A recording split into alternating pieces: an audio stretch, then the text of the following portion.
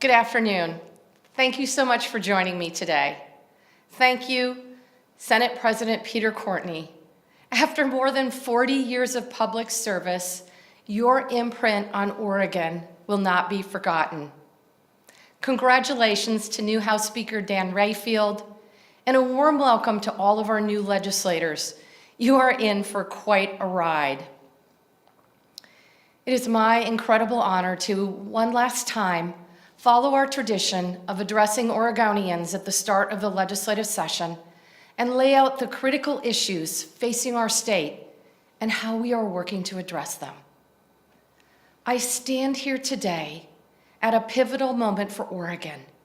Since I took office 7 years ago, the world has fundamentally changed.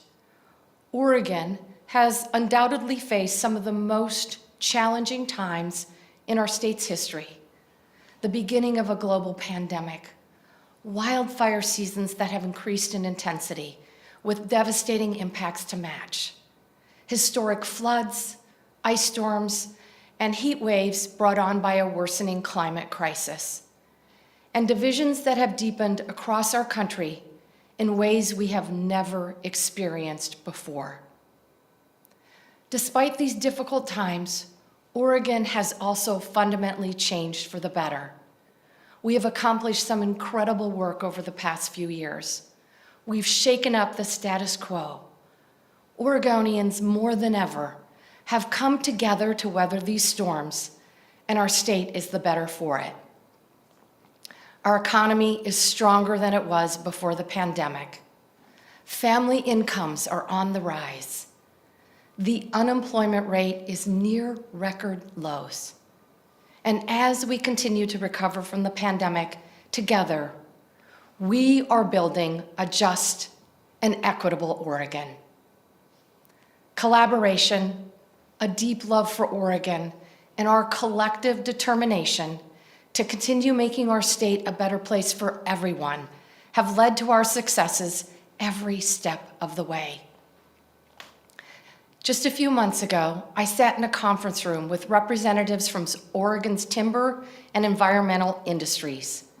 These two groups could not be more opposed. For 50 years, they have been challenging one another with ballot initiatives and fights in the legislature. The timber wars of Oregon are not an urban legend. They were real. The meetings I convened in October were the product of more than 2 years of work to chart a collaborative path toward meaningful science-based forest management. I remember showing up that final week of negotiations thinking that my team, as the facilitators to these conversations, had pushed the discussions to the limits. Even at 10:30 on that Friday night, I honestly wasn't sure if everybody would be driving home empty-handed. Sure enough, in the early hours of the morning, these Oregonians came together and reached an agreement. As one of them said, there's no reason to fight forever on these issues. That doesn't serve anyone. The result?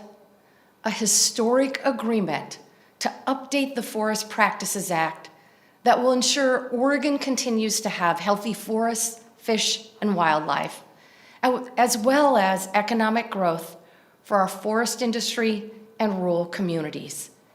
Issues of paramount importance to all of us who call Oregon home. It is the perfect example of the Oregon way, coming together and finding common ground, innovating to build resilience, all in service to the state we love. Over and over, I've seen the power of collaboration and innovation during my time as governor. We increased the graduation rates for Oregon kids by 8%. And while it took almost 30 years, we have finally invested in our education system. The Student Success Act is making targeted investments in K-12 schools with the goal of helping our kids graduate from high school with a plan for their future and the tools to compete in a global economy. And to invest in an education system that truly serves Oregon children from cradle to career, we expanded early learning programs as well, so that more rural families, families of color, and those with low income would have access to pre-K in the critical early years of brain development. We have reduced the number of children in foster care by 11% to just over 5,000 kids, our lowest number in 16 years, by investing dollars to connect families with resources earlier and more effectively. In 2001, then Senator Bev Clarno and I co-sponsored Senate Bill 770, which codified our government-to-government relationships with the 9 federally recognized tribes. As governor, I've worked with tribal leaders to strengthen these relationships so Oregonians can continue to learn from the people who have inhabited this special place since time immemorial. We passed the nation's largest transportation package, making a 10-year investment in Oregon's roads, rails, bridges, and ports. Now, more than 95% of Oregonians and 100% of our children have access to healthcare coverage. And because of our state's commitment to equity, we continued coverage during the pandemic to ensure access to quality healthcare during a time when people needed it the most. We also led the nation by passing the most comprehensive reproductive health legislation in the country, expanding access to reproductive health services for all Oregonians. And during an era when state after state is rolling back voting rights, we were the first in the nation to pass our automatic voter registration bill, serving as a model of voter access for the country. And yet, we had no idea how important collaboration and innovation would be until COVID-19 changed everything. Today, we have over 5,000 COVID infections and more than 1,000 people with COVID in our hospitals. This is the impact in Oregon of the Omicron wave that has swept the world. And while this is indeed one of the more difficult chapters of the pandemic, Oregon continues to prevail. From its onset, managing the pandemic has required aggressive and decisive actions to preserve the health and safety of our communities. And Oregonians stepped up for each other to truly make a difference. Thank you. I'm pleased to see the Oregon way in the Oregon legislature as well. I called 5 special sessions since the pandemic hit to address critical issues like providing assistance for our businesses, balancing the state budget, and getting urgent rent relief out the door for families in need. Quite frankly, because of our work together, Oregon has fared better than most. We remain 3rd in the nation for lowest cumulative case counts. If our response to COVID matched that of the average state, more than 4,000 Oregonians wouldn't be with us today. We continue to be among the top states for getting shots in arms and administering boosters. And all 3 branches of government came together to get money to renters in need. In less than a year, we have helped more than 90,000 Oregonians stay safely in their homes. That's not to say it hasn't been hard. It has been utterly heartbreaking at times. We've buried friends and family. Our kids have suffered through remote learning. Our homegrown small businesses, which are the heart and soul of Oregon's economy, navigated challenges unlike ever before. We've missed precious moments visiting with grandparents and other vulnerable loved ones. However, even with all we've lost, we can still see a path forward. We have an opportunity before us. Our economy is strong, and we must keep it humming. Most importantly, we have to make sure that every Oregonian feels it. While our unemployment rate is nearly as low as it was before the pandemic, too many Oregonians have struggled to find good-paying careers. Employers are having difficulty hiring. There are glimmers of hope, like higher wages for those hardest hit by COVID. But we also know that more and more workers are dissatisfied with their jobs, and too many are facing burnout. In order to make transformational change in our state, we need to lift up the communities that have been left behind. And let's be honest, the families who have faced discrimination and barriers to economic opportunity for generations, simply due to who they are, where they live, or the color of their skin. In my last year as governor, I view every day, every moment, as one more opportunity to focus on the big and bold work we still have to do for Oregon's working families. I'm dedicated to building a strong workforce for Oregon. I will bolster that workforce by providing access to childcare so that parents can go to work knowing their kids are cared for. And I will marshal my colleagues to once again make a significant investment in affordable housing. These three investments work together to ensure every working family can thrive. As always, my eyes are set on giving our children a future that is brighter than the one we inherited from our parents.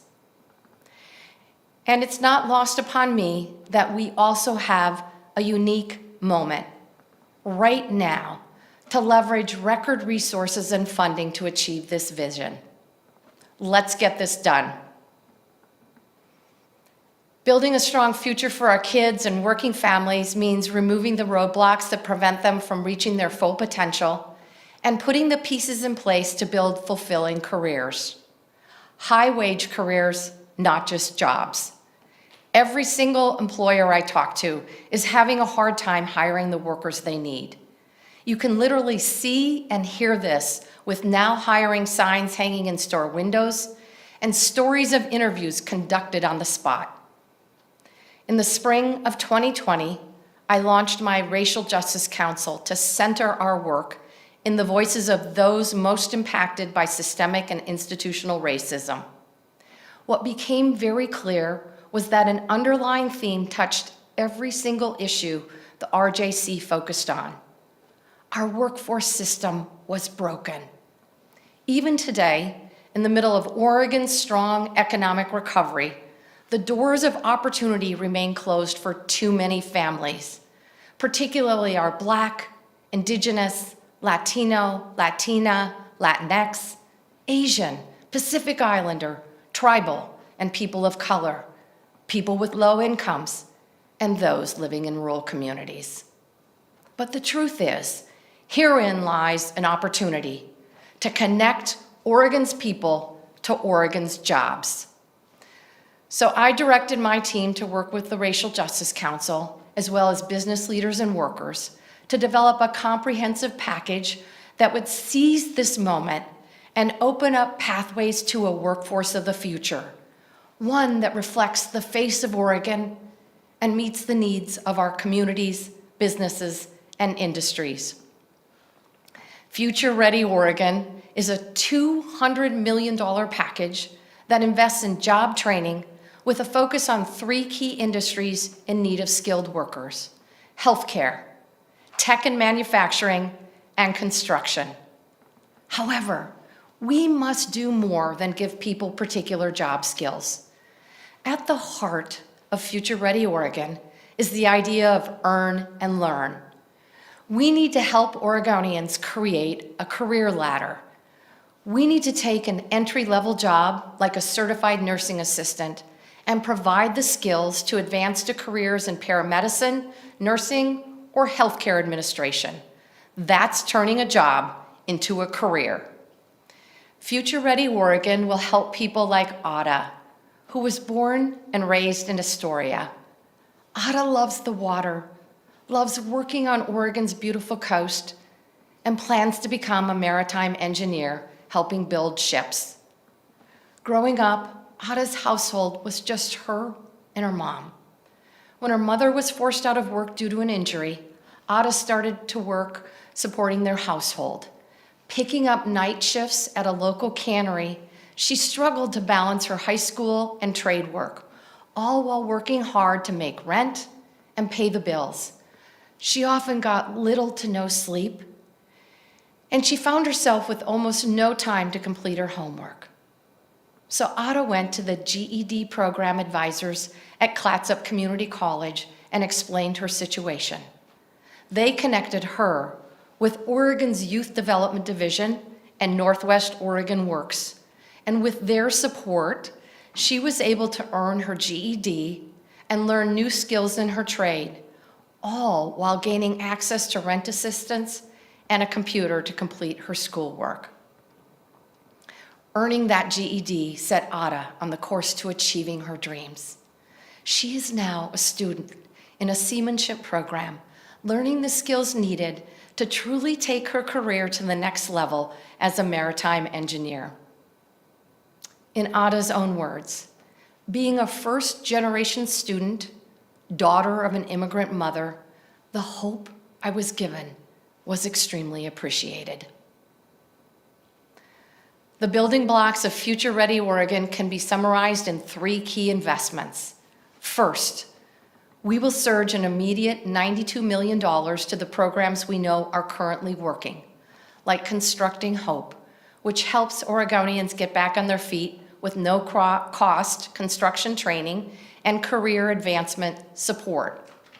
Second, we will drive innovation through flexible grants to community-based organizations that uniquely target the industries I just mentioned.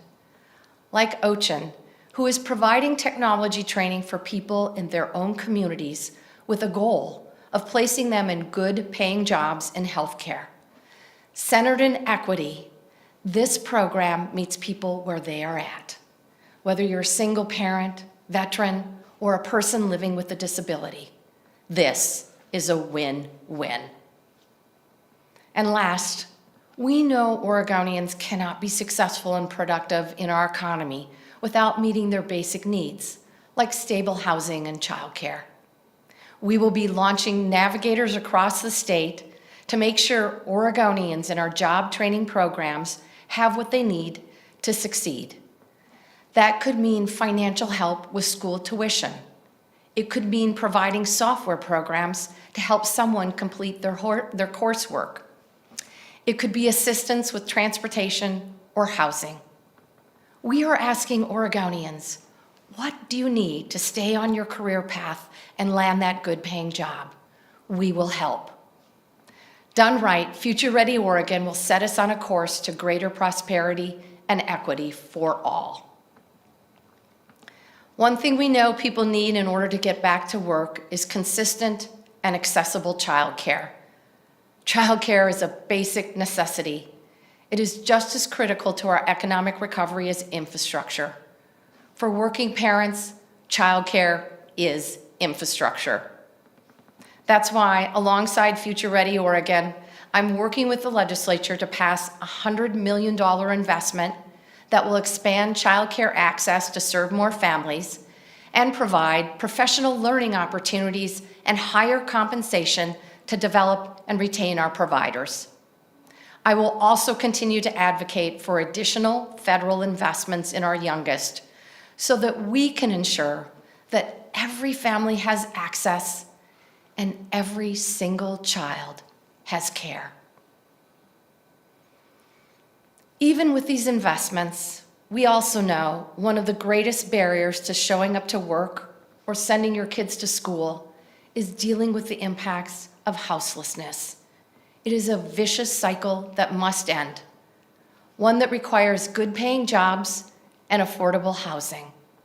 You can see the housing crisis everywhere in Oregon, from Coos Bay to Ontario and back again. Since 2000, single-family home prices have tripled in Portland. Rent in Portland has gone up 25% in the last 5 years alone. But This is not just a Portland issue. Statewide, nearly half of all renters pay more than a third of their income to rent. With supply not keeping with demand, the home buying market has become a feeding frenzy of cash offers and bidding wars well above asking price. Would-be first-time homeowners are priced out of homeownership, putting more pressure on rentals. In downtown Portland, million-dollar condos rise on the same city blocks where people huddle over open fires to stay warm. There is no avoiding the fact that these two issues are undeniably linked: a lack of affordable housing and some of the highest rates of people experiencing homelessness. In Oregon, today, missing one paycheck can be the difference between going to a bed in a home with heat and running water or sleeping unsheltered. We have invested more in affordable housing, homelessness prevention, and rental assistance in my tenure as governor than any other administration. With our local partners, we paid out more than $400 million in rental assistance last year alone to keep more than 36,000 families housed. We have approached unprecedented challenges with innovative solutions, like Project Turnkey, a collaborative effort to turn hotels into safe shelter space. And yet, as we can all see, it is still just a drop in the bucket. We know that on any given night, more than 15,000 people remain without a home in Oregon, and more than half of them are living unsheltered. In every tent you see, in a city park, under a highway overpass, along a river, is a person who deserves a warm, safe, dry place to call home. I will level with you. Housing affordability and homelessness are not issues we can solve overnight. This crisis has been decades in the making, and in the last 2 years, it has only worsened due to the pandemic and natural disasters. Thankfully, we have strong partnerships with local governments and a broad range of community-based organizations to implement solutions we know can help. And with the resources we currently have available at the state and local level, we have an opportunity to make a real difference. There's an old saying in politics: don't tell me what your values are. Show me your budget, and I'll tell you what your values are. This session, I'm asking the legislature to join me in supporting an additional $400 million investment in affordable housing, because we have so much work left to do. Let me tell you about one person who's doing the work, Misty. A few years ago, Misty left an unsafe home in Klamath Falls so that her 3 teenage boys could grow up in a safer environment. At the same time, she was struck with severe medical issues, undergoing several major surgeries that left her unable to work. Unfortunately, Misty lost her apartment and bounced from one place to the next. Time and time again, she ran into bureaucratic barriers and people who didn't understand the trauma she had experienced. Even while homeless, she kept her kids in school and eventually connected with a community action agency and a caseworker. One step at a time, she found a home, took classes, got her GED. Today, she is a case manager helping veterans, wildfire survivors, and others experiencing homelessness in Klamath and Lake counties. As we make investments in housing and services to prevent homelessness, we're investing in people like Misty. From her own experience of homelessness to helping other people back into homes of their own. Addressing this crisis is not just about investing resources. It's about fixing a system that has been rigged against working families, particularly families of color. We must keep our eyes fixed on the deep racial disparities in housing stability and home ownership caused by decades, centuries of racism and housing policies in this country. And we must address the intersection of housing and health needs. Expanding access to behavioral health services and substance use disorder prevention, treatment, and recovery is critical. I will continue to partner with the legislature to finalize significant investments in behavioral health this year. All of this is the work we must carry forward in my last year and under the next administration, and we must continue to act with urgency. If the housing crisis is the most pressing issue in our communities today, then climate change is the crisis that threatens our very way of life, today, tomorrow, and for generations to come. As leaders, we are charged with leaving our children a better world than the one we inherited. If we are truly honest with ourselves, that is not the trajectory we find our planet on right now. If you sat down recently with young climate leaders, like I have, they will tell you so to your face. Every year I've been governor, we have seen more extreme weather than the last. We've experienced unprecedented devastation, from historic drought to expansive flooding to a deadly heat dome and massive power outages from winter storms. And the effects of every one of these extreme weather events were felt across the Oregon landscape. Climate change is a hammer hitting us in the head. Over the past 2 years, we've invested hundreds of millions of dollars and called upon Oregonians to help one another prepare for, respond to, and recover from climate-related disasters. Thank you to our Oregon National Guard, our local police and fire teams who helped evacuate people during emergencies, and our first responders for stepping up. We are so grateful that you all answered our call for help, but I wish you didn't have to. We must act now, decisively, to lower carbon emissions, transition to clean energy sources, and ensure a just transition for our historically underserved communities. Because I've seen firsthand how climate change directly impacts our people, our family businesses, and Oregon's iconic produce. I'm proud of the progress Oregon has made since I became governor. We have led the nation in proving it is possible to address climate change and grow our economy at the same time. In 2020, Oregon closed our last coal power plant decades ahead of schedule. We've created a comprehensive approach to tackling the climate crisis that can serve as a model for others around the globe. We have set targets to reduce our carbon emissions. We've established one of the most aggressive timelines in the nation for transitioning to 100% clean energy sources. And we've expanded rebates and access for electric vehicles and infrastructure. But what I'm most proud of is how Oregon approaches these challenges through an equity lens, with a focus on our communities hardest hit by climate change, our rural communities, people with low incomes, and people of color.